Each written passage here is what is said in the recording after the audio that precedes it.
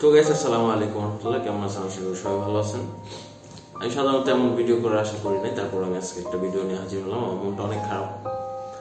আমি শরৎপুর গেছিলাম, মাদারীপুরও গেছিলাম, ওখানে শিবচর গেছিলাম, মাদারীপুর শিবচর। পরে ওখানে আসা যাওয়া নিয়ে আমি একটা বাসে ট্রাভেল করছি বা কোথায় গেছিলাম ওগুলা নিয়ে কিছু ভিডিও করছি। তো আমি ভিডিও 3টা পার্ট বানাইছিলাম। প্রথম পার্ট দেখেন, আমি ক্যাপকাটে অনেক কষ্ট করে এডিট করছিলাম। প্রথম পার্টটা একটু আছে, বাকি সব একলা একলা এমনিতে ডিলিট হয়ে গেছে। এই জন্য আজকে এই বিষয়ে ভিডিওটা নিয়ে আসলাম। মনটা অনেক খারাপ দেখে।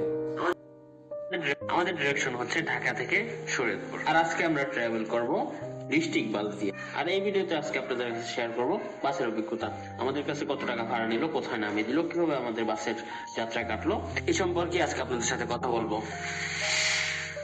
ফাইনালি আলহামদুলিল্লাহ অনেকক্ষণ দাঁড়ায় থাকার পর একটা বাস পাইছি। আর বাসের ভাড়া আমাদের কাছ থেকে 150 টাকা করে নিছে একদম শরীয়তপুর পর্যন্ত।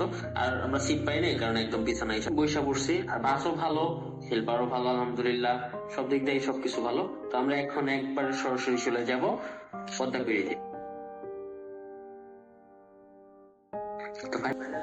তো এতটুকু ভিডিও আছে, বাকি ভিডিও গুলা দেখছেন এই যে এমনিতে কি জন্য যে ডিলিট হয়ে গেছে আমি নিজে জানি না। অনেক কষ্ট, আমি এটা একদিনের মতো লাগছে, একদিন তো লাগে নাই, তারপর মোটামুটি অনেক সময় লাগছে, অনেক কষ্ট করে আমি এটা এডিট করছি। আর এডিটে কেমন কষ্ট লাগে এটা তো আপনারা জানেন। তো আজকের এই ভিডিওটা নিয়ে আমি আসতে আপনাদের মাঝে হাজির হলাম, কেন ভিডিওটা একলা একলা ডিলিট হয়ে গেছে। তো আজকের মতো আল্লাহ হাফেজ। আবার দ্বিতীয় পার্টে দেখা হবে। শরীয়তপুর যে গেছিলাম ওটা দ্বিতীয় পার্টও আছে আমার কাছে, দ্বিতীয় পার্টও আছে, শুধু প্রথম পার্টটা ডিলিট হয়ে গেছে। তো আজকের মতো আসসালামু আলাইকুম। আবার অন্য কোনো দিন দেখা হবে।